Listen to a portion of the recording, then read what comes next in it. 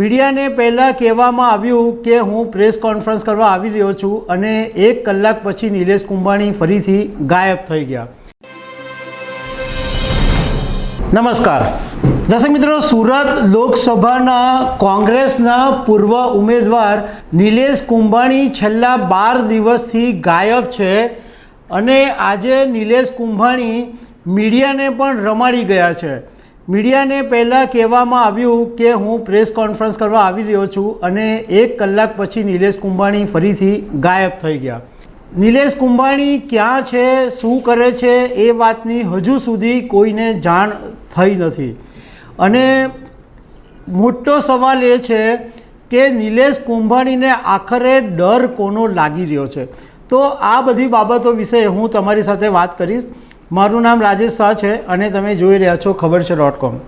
દર્શક મિત્રો, સુરત લોકસભા બેઠક ઉપર ભાજપના મુકેશ દલાલ મેદાનમાં હતા અને કોંગ્રેસે નિલેશ કુંભાણીને ટિકિટ આપી હતી, પરંતુ 20 એપ્રિલે એક મોટો વળાંક આવ્યો હતો અને ટેકેદારો, નિલેશ કુંભાણીના જે ટેકેદારો છે એની ખોટી સહી છે, એટલે એફિડેવિટ ટેકેદારોએ કરી અને એ વાત પછી જે આખું રમણ ભ્રમણ થયું અને 21મી એપ્રિલે નિલેશ કુંભાણી અચાનક ગાયબ થઈ ગયા।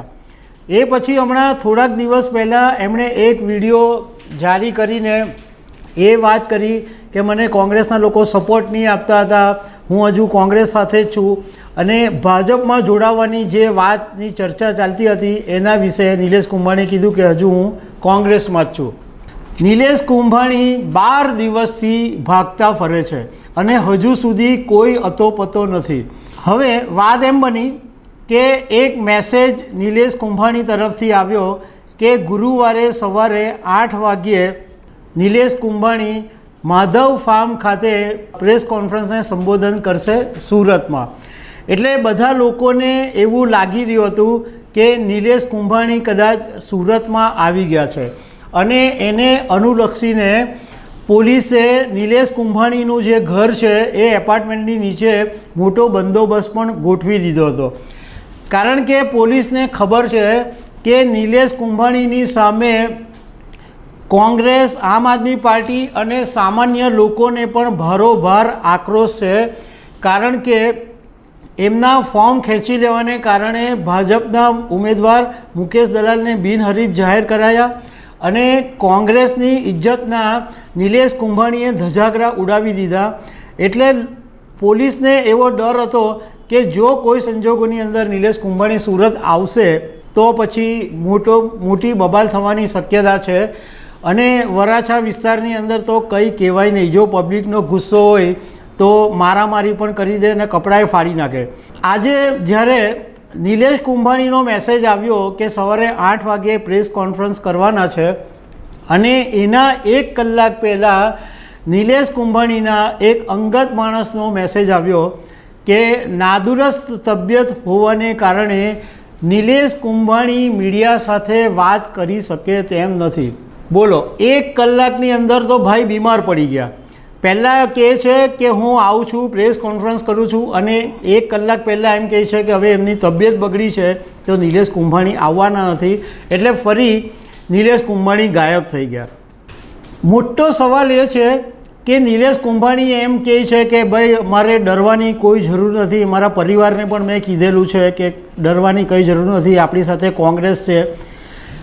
ભાઈ નિલેશ કુંભાણીને જો પોતે ચોખ્ખા હોય, પોતે કશું કર્યું ના હોય તો પછી પબ્લિકની સામે આવીને બધી સાચી વાત કહેવામાં શું વાંધો છે?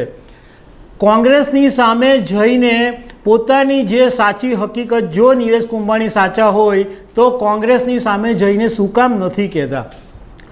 શું કામ નિલેશ કુંભાણી પોલીસની સામે જઈને નથી કહેતા કે આવું આવું થયું હતું અને મારો કોઈ વાંક નથી અને હું એકદમ સોના જેવો ચોખ્ખો છું? પણ નિલેશ કુંભાણીના પેટમાં પાપ છે એટલે 12 દિવસથી છુપાતા ફરે છે અને નથી મીડિયાની સામે આવતા કે નથી કોંગ્રેસની સામે આવતા કે નથી કોઈ જનતાની સામે આવતા। નિલેશ કુંભાણી સામે આવે તો ઘણા બધા પ્રશ્નો ઊભા છે। એક તો પહેલો પ્રશ્ન એ છે કે ટેકેદારોની સહીનું જે આખું ગડબડ ઊભી થઈ એનું ખરેખર સત્ય શું છે એ નિલેશ કુંભાણી સામે આવે તો જ ખબર પડશે. બીજું કે અત્યાર સુધી નિલેશ કુંભાણી ક્યાં હતા, ક્યાં ક્યાં રોકાયા હતા. બીજું કે નિલેશ કુંભાણી જો સામે આવે તો એ કોને દોષિત ઠેરવે છે. આખી આ જે એમનું ફોર્મ રદ થયું એ આખી ઘટનામાં કોને દોષિત ઠેરવે છે એનો પણ એક સવાલ છે. પણ મૂળ મુદ્દો એ છે કે નિલેશ કુંભાણી ક્યારે સામે આવે છે એ મહત્ત્વનું છે. કારણ કે એ સામે આવ્યા પછી ઘણા બધા રાઝ બહાર આવી શકે છે. કારણ કે આની અંદર સંભવતઃ પડદા પાછળ મોટા મોટા ખેલ પણ થયા છે. બીજો એક સવાલ એ પણ છે કે નિલેશ કુંભાણી ઉપર જે પૈસા લેવાનો આરોપ છે એ બાબતે પણ એમનું શું કહેવું છે એ પણ જાણવા મળી શકે છે. તો દર્શક મિત્રો, આવી અનેક વાતો સાથે અમે તમને મળતા રહીશું. Thank you very much.